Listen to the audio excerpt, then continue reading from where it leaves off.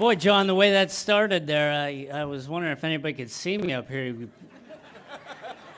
must be so small. And then they throw me up there with Santa Claus. This is great. Anyway, Patty, Emerson, hello. My kids were dying to make sure that they made it in the speech, so I just want to throw them in there right off the bat. So I'm going to talk about two parts tonight. One is what it means for me to be a wrestler. And the second part is what it means for me to be a wrestler from Blair County. When I was 8 years old, my Uncle Tim asked me, he was helping a guy coach over there at the YMCA, and he said, hey, you want to come to wrestling practice? I said, sure. I'm 8 years old. I got nothing better to do. Let's do it. So we go over there, and I entered that first practice as a very, very shy kid. And I left that first practice as a very, very shy kid crying. Just like my brother said. My second practice, I fared a smidge better there. I managed to sit on the mat and watch practice. Well, by my third practice, my parents gave me the ultimatum. They said, well, hey, buddy, we're not bringing you here to watch practice. You either get on that mat or we're out of here. So I had no choice. I got on the mat. So I get paired up with this other kid, and we're out there, there's limbs flailing, nobody knows what they're doing. All of a sudden, there was a head in between my arms, so I grabbed it. And then all of a sudden, there was a leg over here, so I grabbed it. Then I didn't know what else to do, so I squeezed him. I looked back, and the kid's on his back, which apparently was right. And my uncle comes walking by, and I guarantee he don't remember this. But he said, hey, who showed you that move? And I said, I don't know, man. I made it up. Is it right? And he says, it's absolutely right. Keep doing what you're doing. And from that moment on, I thought, man, I must be good. I can just invent moves that are already moves, and I don't even know what I'm doing out here. But also with that, that began the mentality. That began the spark in my head where you can't beat me. Nobody can beat me.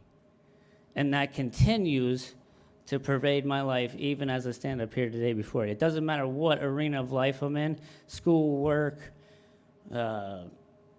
family, whatever. I get to walk down the street with the attitude of, you can't beat me. And that's awesome. So Tim, thanks for getting me rolling, bud.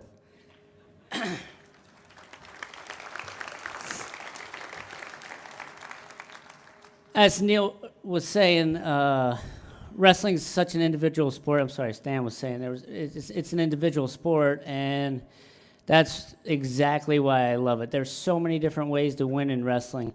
A guy could be faster than me, but I might be stronger than him. There could be another guy out there who's faster and stronger, but I may have more heart. So you take all those ingredients, throw them into one, and you have a wrestler, and that is truly a phenomenal thing in my opinion. With that said, that's what it means for me to be a wrestler. On to part two. There's a country song out there by Aaron Tippin. It goes a little something like this, and do not worry, I am not going to sing it. All right, it goes, you've got to stand for something, or you'll fall for anything. You got to be your own man, not a puppet on a string. Never compromise what's right and uphold your family name. You've got to stand for something, or you'll fall for anything.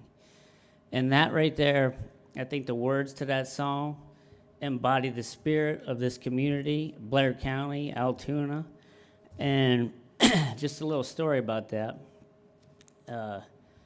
About 8 years ago, me and my family, we were going through the worst time in our lives. My wife and 2 kids, and for whatever reason, it doesn't really concern everybody in here tonight, but it was the worst time that I ever had to go through.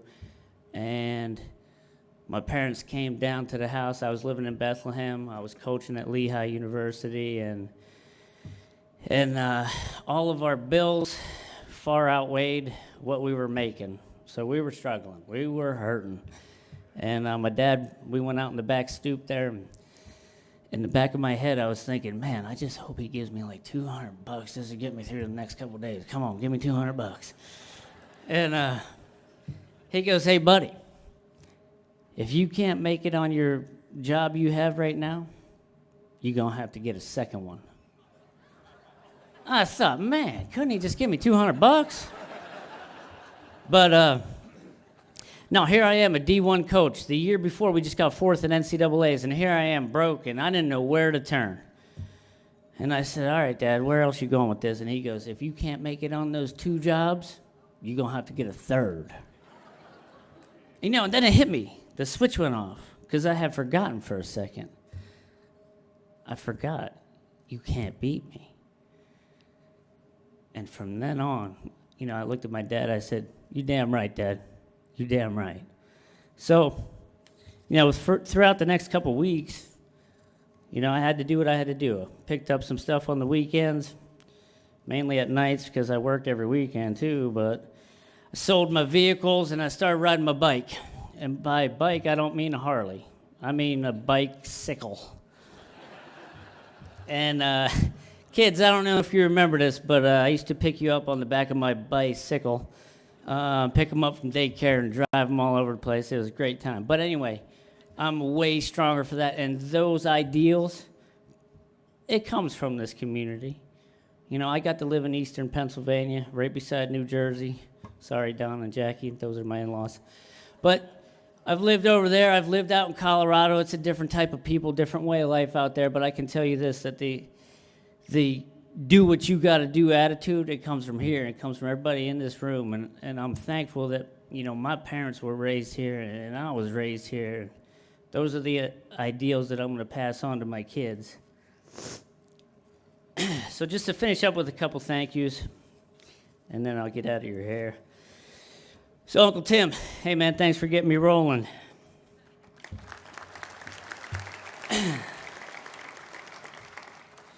Coach Rusnak, he taught me more about being a family guy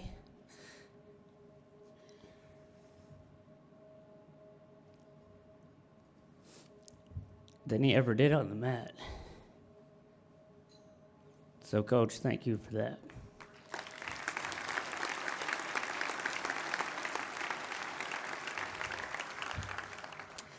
To my mom and dad, they would cart me all over the place. I mean, I remember times being in Allentown on Saturday and in Maryland on Sunday. I didn't even know where we were going. They just said, get in the car, we're going to compete. I said, I'm in. Here we go. But now that I got kids and I'm carting them everywhere, I'm like, man, this is hard. Can I catch 10 minutes to myself? So, Mom, Dad, I love you both. Without the both of you, I would not be standing here.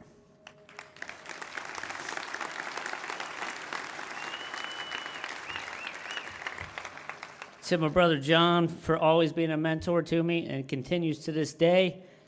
I mean, every day I work with Olympic athletes, and it's not out of the ordinary for me to call my brother and say, hey, what do you think about this, man? How should I treat this situation? And he always gives me great advice because he knows people, he knows athletes, and, and I take it to heart. And, John, there's really no words, man. It's here.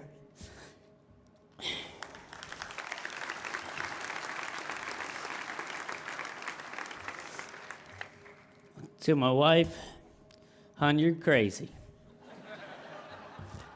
You are crazy to be with a guy like me. My wife has 4 post-secondary degrees. That probably is a pretty good round of applause right there. But anyway, she's crazy to be with a guy like myself. But you know what? I'm crazy too. So when you put you're crazy with my crazy, it's just crazy awesome. So, hon, thank you for your support, and I'll be there till the end with you.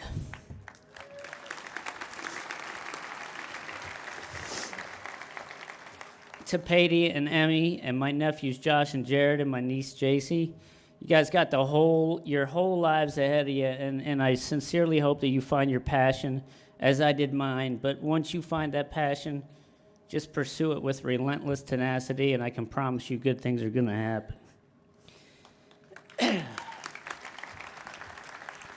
And lastly, to this is my crew, the Loyal Order of the Arrow. Where you at? There's a few of them out there. These guys they got my back, and hey, I just want you to know that I got your back too, and if you guys ever need anything, let me know. So with that, this is Arrow 1, out.